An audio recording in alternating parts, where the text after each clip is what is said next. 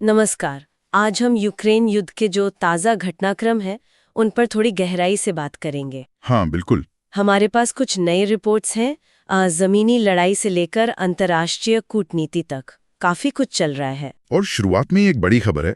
रूस ने हाल में युद्ध का अब तक का सबसे बड़ा हवाई हमला किया है। बिल्कुल। और ये हमला अपने आप में दिखाता है कि युद्ध कितना गंभीर और जटिल होता जा रहा है। आज हम इन्हीं स्रोतों के आधार पर देखेंगे कि असल में जमीन पर क्या हो रहा है, यूक्रेन क्या नए कानूनी कदम उठा रहा है और दुनिया का रिएक्शन कैसा है। हाँ, मतलब इन सब जानकारियों को ठीक से समझना जरूरी है। बिल्कुल। तो चलिए फिर इसी बड़े हवाई हमले से शुरू करते हैं। मैंने पढ़ा कि रात भर में 537 हवाई हथियार दागे गए। हाँ, ये आंकड़ा बहुत बड़ा है। इसमें 477 तो ड्रोन थे और 60 मिसाइलें। ये तो मतलब रिकॉर्ड तोड़ हमला हुआ। हाँ, बिल्कुल। युद्ध के इस दौर में ये सबसे बड़ा हवाई हमला बताया जा रहा है। और देखिए, यूक्रेन के एयर डिफेंस ने काफी अच्छा काम किया। उन्होंने 211 ड्रोन और 38 मिसाइलों को रोका भी। अच्छा, फिर भी। हाँ, फिर भी खैरसॉन और खार्किव जैसे शहरों में आम नागरिक मारे गए और लवीज में भी इंफ्रास्ट्रक्चर को काफी नुकसान पहुंचा है। ये दिखाता है कि इतने बड़े हमले को पूरी तरह रोकना कितना मुश्किल काम है। और इसी दौरान एक और बुरी खबर आई कि यूक्रेन ने अपने एक अनुभवी F-16 पायलट को खो दिया। हाँ, लेफ्टिनेंट जनरल कर्नल मैक्सिम उस्तिमेन को। ये वाकई एक बड़ा नुकसान है यूक्रेन के लिए। बिल्कुल, खासकर ऐसे समय में जब वो पश्चिम से और मदद मांग रहे हैं। शायद इसीलिए राष्ट्रपति ज़ेलेंस्की बार-बार और पैट्रियट सिस्टम की मांग कर रहे हैं। हाँ, उनकी ये मांग लगातार बनी हुई है। एयर डिफेंस मजबूत करना उनकी प्राथमिकता है। अच्छा, अब जरा जमीन पर आते हैं। पूर्वी यूक्रेन में क्या चल रहा है? खबरें हैं कि रूसी सेना धीरे-धीरे आगे बढ़ रही है। हाँ, ये सही है। खासतौर पर सुमी, खार्किव, लाइमैन और डोनेस्क के जो इलाके हैं, वहाँ रूसी सेना कुछ बढ़त बना रही है, धीरे धीरे ही सही। उनका लक्ष्य तो साफ है, रणनीतिक तौर पर अपनी पकड़ मजबूत करना। लेकिन यूक्रेन भी तो कुछ कर रहा होगा, सिर्फ बचाव तो नहीं कर रहे होंगे। नहीं, बिल्कुल नहीं। यूक्रेन भी जवाब दे रहा है।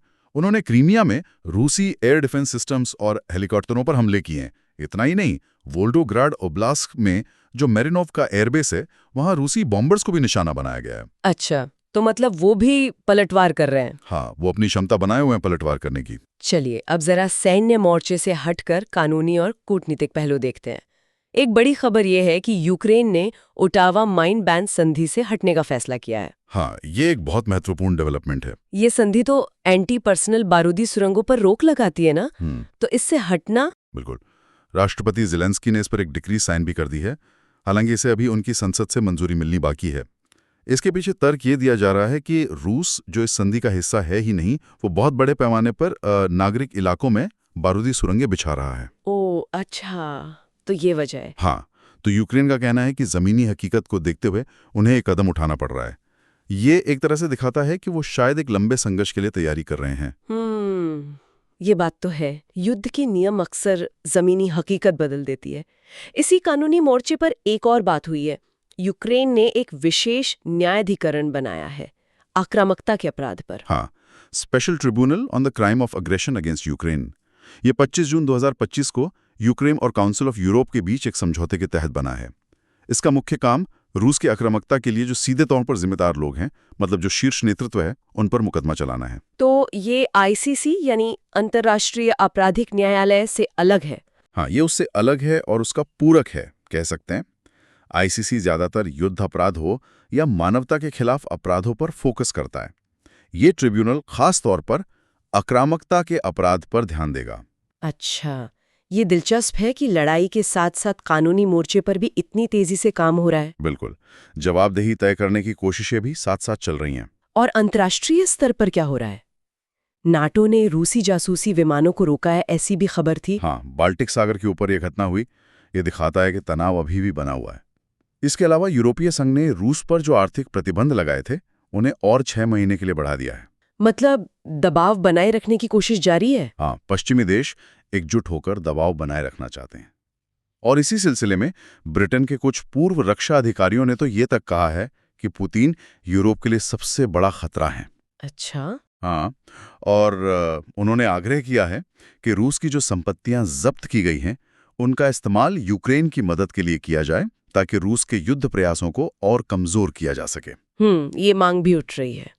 तो अगर हम सब कुछ समेटें तो तस्वीर ये बन रही है कि हवाई और जमीनी लड़ाई दोनों तेज हो गई हैं। बिल्कुल। यूक्रेन कानूनी मोर्चे पर कुछ बड़े और शायद विवादास्पद कदम भी उठा रहा है, जैसे वो माइंस संधि से हटना और ये विशेष न्यायाधिकरण बनाना। सही। और अंतर्राष्ट्रीय स्तर पर रूस पर दबाव बना हुआ है, प्रतिबंध जारी हैं। हाँ, कुल मिलाकर यही स्थिति है।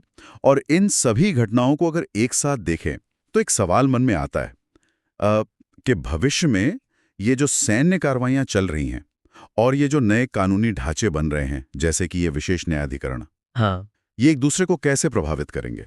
मतलब क्या कानूनी दबाव का जमीनी लड़ाई पर कोई असर पड़ेगा या जमीनी हकीकत इन कानूनी कोशिशों को बदल देगी? ये सोचने वाली बात है। हाँ, ये एक ऐसा पहलू है जिस पे आगे भी नजर रखनी होगी कि इनका आपसी रिश्ता क्या बनता है।